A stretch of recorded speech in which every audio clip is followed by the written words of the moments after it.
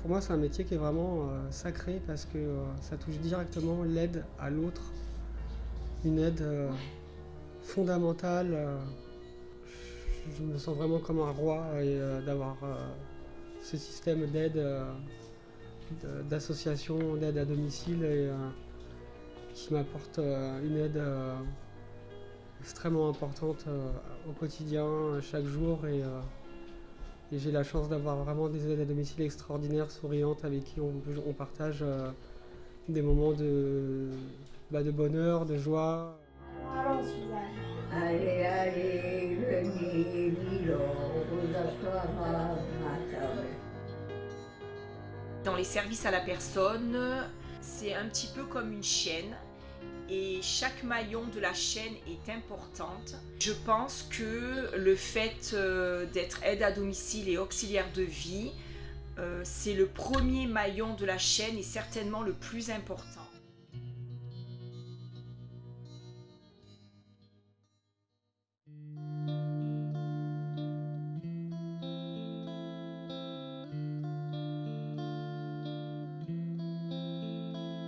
Bonjour, voilà, je m'appelle Damien, j'ai 44 ans, je suis atteint de la mucoviscidose et j'ai développé d'autres pathologies. Nicolas Delmer, j'ai 44 ans, j'ai la mucoviscidose, un diabète, je suis avec mon frère jumeau Damien, qui est beaucoup plus atteint que moi.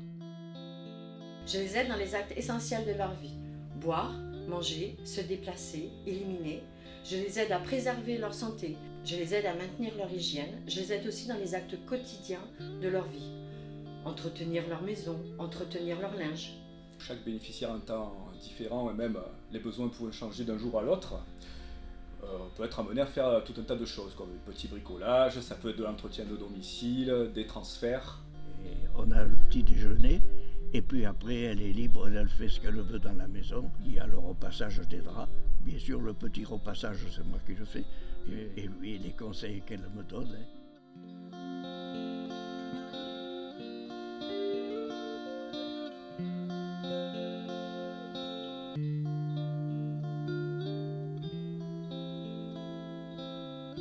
Disons que j'étais en quête d'un travail qui a un sens, c'est-à-dire que j'ai fait tout un tas de boulots inintéressants en fait. Et moi, juste gagner de l'argent, ça me convenait pas, ça me suffit pas. Il fallait quelque chose qui me motive davantage. Donc c'est vrai que venir en aide à des personnes qui en ont besoin, ça me parlait quelque chose de sain, quoi. Je me suis dit peut-être que ce serait bien de faire aide-soignante. J'avais besoin de me prouver quelque chose, que j'étais capable. Et au final, quand j'ai fini ça, cette formation, j'ai repris mon travail d'auxiliaire de vie, j'ai analysé la situation et je me suis rendu compte que j'étais pas faite pour faire aide-soignante. J'ai fait une reconversion professionnelle. Jusqu'à maintenant, j'étais dans le commerce. Et en étant dans le commerce, je me suis rendu compte qu'en fait, il y avait certaines personnes qui avaient un grand besoin de parler. Je vous vois venir, je vous ai à l'œil. Oh, je ne sais pas si vous me voyez venir, mais moi je ne vous vois pas. Parce que c'est un milieu très particulier, le médical. Et honnêtement, j'aime pas. J'aime pas parce que je trouve que ça manque beaucoup d'humanité par rapport à auxiliaire de vie. Et ça a changé ma vie en fait. Je me sens beaucoup mieux, je me sens utile. C'est vraiment un métier, c'est vraiment ce qu'il me fallait, quoi. C'est vraiment le métier parfait pour moi, je vais dire. J'adore l'opéra. Et par exemple, l'opéra, c'est un monsieur qui m'a initiée à l'opéra. Parce qu'il adorait ça, il ne pouvait pas l'écouter tant que sa femme était là. Et moi, je venais en relais de sa femme, il avait une sclérose en plaques, je venais en relais. Et le jour où il m'a vu m'arrêter en entendant la Calas chanter, il m'a parlé de l'opéra. Et c'est pour ce côté humain que j'aime mon travail. Parce qu'on donne beaucoup, mais on reçoit au centuple. En fait, le matin quand je me lève, je sais pourquoi je me lève et pourquoi je vais travailler en fait. Tadam! Jusqu'au on reste. Dans un premier temps, c'est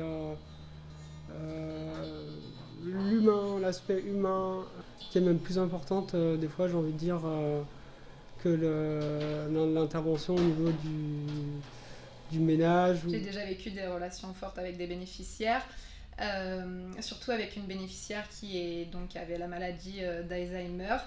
Ce que j'appréciais chez elle, c'est que quand j'arrivais, déjà, son regard, son sourire, c'était quelque chose d'hyper lumineux, j'ai envie de dire.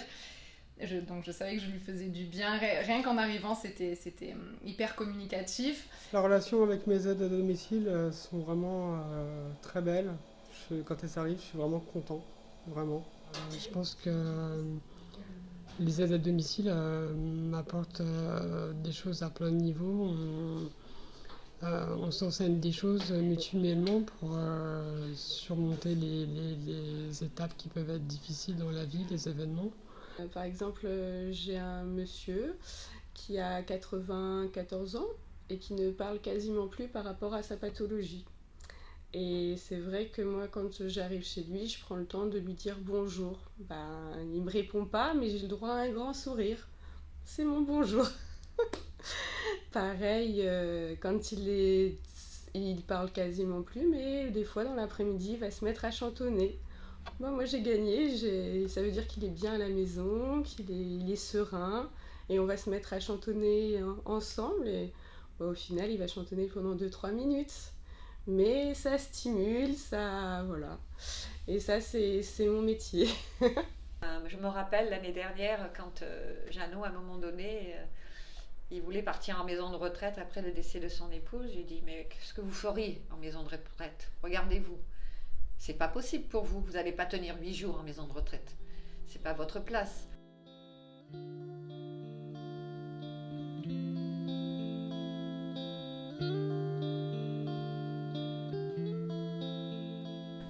J'ai des douleurs permanentes à la nuque, une pression et un courant en permanence entre la nuque et la tête. Et j'ai eu plusieurs fois des envies de partir. Une fois, une de mes domiciles, qui est très psychologue, est venue dans ma chambre et on en a parlé. C'est rien qu'une écoute,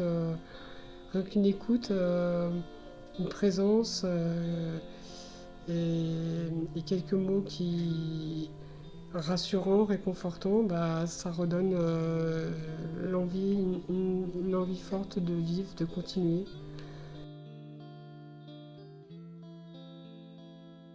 Tout s'est bien passé. Elle a vu la psychomotricienne. Elle a fait 4 tours de piscine, impeccable. Nickel. On est obligé d'être solidaires entre nous parce qu'on est obligé de laisser un plan de travail propre, on est obligé de laisser des informations, de faire des remontées des informations pour les autres salariés. En fin de compte, moi j'ai pas l'impression d'être seule, de travailler seule parce qu'on travaille souvent en équipe et j'ai pas l'impression d'être seule. Alors peut-être que le fait d'être dans l'équipe Émir et d'intervenir dans des équipes et de prendre contact avec beaucoup d'autres salariés, c'est peut-être ça qui fait qu'en fin de compte, j'ai pas l'impression de travailler seule. Mais on est obligé d'être solidaires entre nous. On peut parler de relations triangulaires entre le salarié, le bénéficiaire et moi-même, car nous formons une équipe. Et dans notre travail, parfois, il nous arrive de croiser d'autres intervenants, d'autres disciplines, par exemple des infirmiers ou des kinés. Et c'est un travail d'équipe finalement, même si on ne fait pas le même métier, on doit agir en coopération pour le bien-être du bénéficiaire. Avec moi. Pas de ce sens, l'autre sens plutôt, merci beaucoup. Alors, à 3, vous appuyez avec vos pieds et vous montez en hauteur. J'ai commencé uniquement à faire des ménages. Et après, au contact des infirmières, au contact des kinés, j'ai appris énormément de choses, j'ai appris des gestes, ce qui m'a permis plus tard de passer dans le cadre de la VAE, validation des acquis d'expérience. J'ai pu passer mon diplôme d'auxiliaire de vie et j'ai pu continuer à progresser. On a de la chance en plus d'avoir maintenant au niveau de notre convention collective une possibilité d'évolution tout au long de notre carrière. Alors, personnellement, moi j'encourage les gens à faire des formations, à passer des diplômes. Tout d'abord parce qu'au niveau du salaire, ça apporte quand même un gain non négligeable. Et ensuite, ça apporte des compétences nouvelles qui permettent d'accéder à des missions plus intéressantes et pas rester uniquement sur de l'entretien, quoi. Christiane, au tout début, j'y allais pour de l'entretien. À partir du moment où elle a fait sa chute, je m'en suis occupée 2 ans. En fait, pour moi, les choses se sont faites naturellement. La continuité de l'accompagnement, malgré qu'elle soit placée en EHPAD, la question ne se posait pas parce que forcément, dans notre métier, il y a l'affect. Et puis, je trouve ça merveilleux. Ça a été une belle surprise pour moi de vous. J'étais très inquiète à l'arrivée. C'est vrai, hein, Christiane. Vous vous souvenez, même vous, hein, elle tremblait. Et puis au final, de voir l'évolution, c'est un réel plaisir. Mettez pas le... Non, regardez, à l'image, Christiane. Ah. Oui, en fait, l'idée de créer ce groupe WhatsApp, il est venu tout naturellement parce que moi-même, je suis éloignée de ma famille. Et après, Claire, de toute façon, on a toujours créé un lien. On avait déjà créé un lien quand elle était à la fondation. Et là, c'est juste la continuité, mais en image. Bonjour Claire. Bonjour. Bon Allez, on vous fait des gros bisous. Moi aussi, Claire. Christiane, vous embrassez votre sœur? Bisous, ma fille.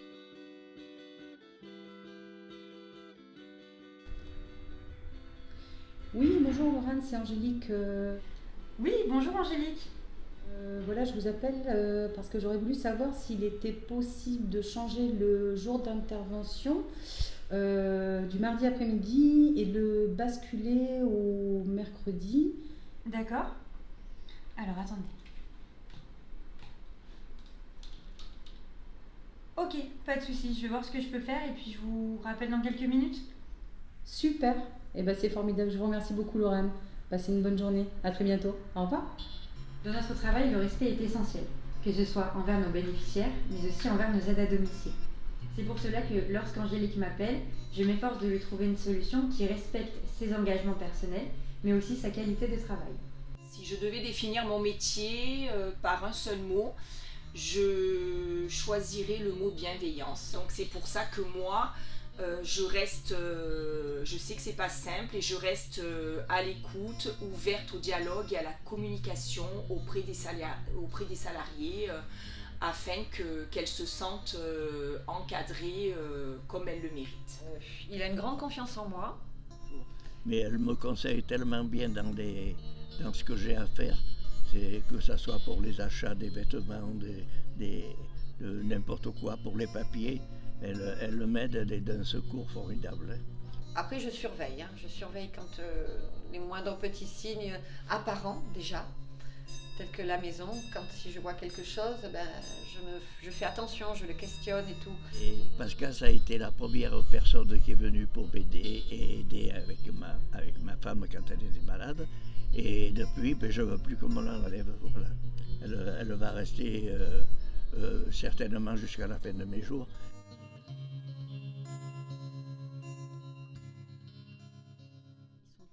Ils sont très complémentaires, mais ils sont très différents également parce que Nicolas, il est plus dans la blague, plus à rigoler, il est plus actif et tout ça. Et Damien, on a plus envie de le coucouner, de prendre soin de lui, quoi. Elles sont vraiment toujours de bonne humeur, se plaignent jamais. D'ailleurs, elles ont le droit de se plaindre. Et elles nous font des repas délicieux. D'ailleurs, c'est même pour ça que je ne vais plus au restaurant. Nous, on est végétariens, donc c'est à partir de livres de recettes. L'attention est primordiale dans notre travail parce que ça permet de mettre les gens en sécurité, de voir les dangers dans une maison. Dans une maison, il y a les chutes, il y a l'électrocution, il y a plein de risques ménagers en fait. Donc c'est nous, avec notre œil qui vient de l'extérieur, qui pouvons dire par exemple le tapis, là avec le déambulateur ça fait pas bon ménage. Le plus important c'est que la personne garde sa dignité. Des fois ça peut être par exemple les dames, un moment dans l'année, Noël, un anniversaire, mettre un peu de rouge à lèvres. Ça permet de maintenir les habitudes de vie et les petits plaisirs. Et c'est leur c'est leur petit plaisir, mais c'est leur dignité aussi, parce que elles ont toujours vécu en se maquillant, par exemple. Donc nous, on est vraiment là pour maintenir tout ça. Elle a toujours aimé prendre soin d'elle, mettre des crèmes sur le visage, du rouge à lèvres, du maquillage et du vernis.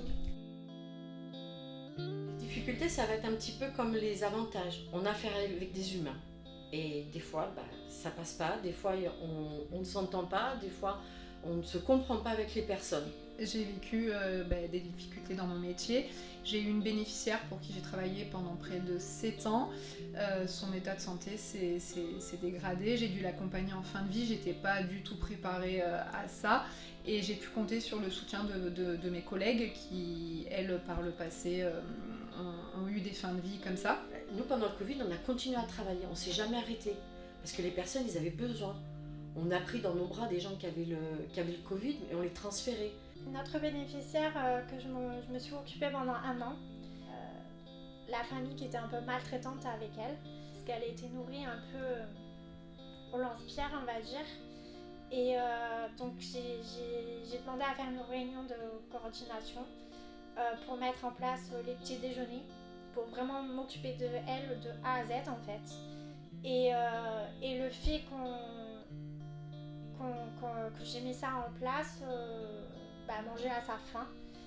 Alors après, c'est pas un métier qui est tout rose non plus, parce que parfois on a l'impression d'être un petit peu isolé sur le terrain, livré à moi-même, même si on a une hiérarchie qui est à l'écoute.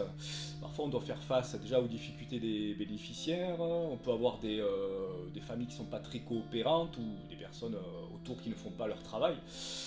Après, c'est à nous de trouver les outils pour faire avancer les situations et surtout communiquer notre difficulté à notre employeur pour ne pas rester seul.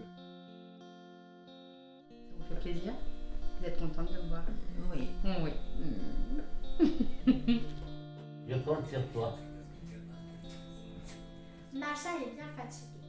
Elle a vécu tant d'émotions aujourd'hui. Les invités partis, elle s'allonge sur le petit lit de camp que Mishka lui a installé. La fillette serre son amie contre son cœur. Merci pour toutes ces preuves.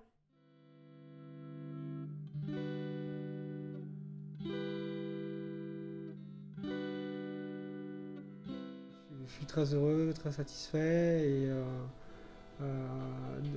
j'éprouve une profonde reconnaissance et un immense merci à vous toutes et à vous tous, il y a des hommes.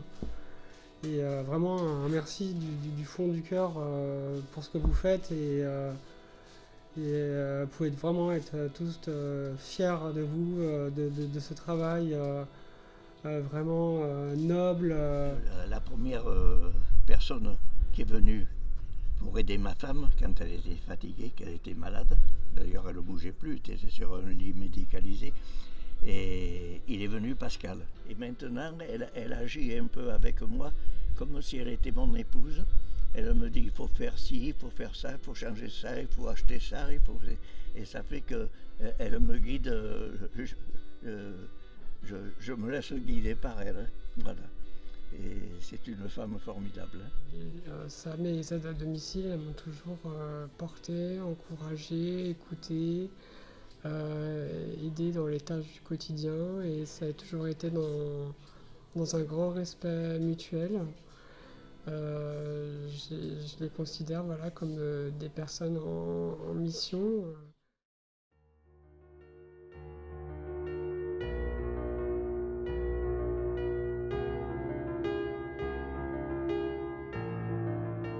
Merci. Merci pour tout. Merci. Merci. Merci. Merci, un grand merci. Merci.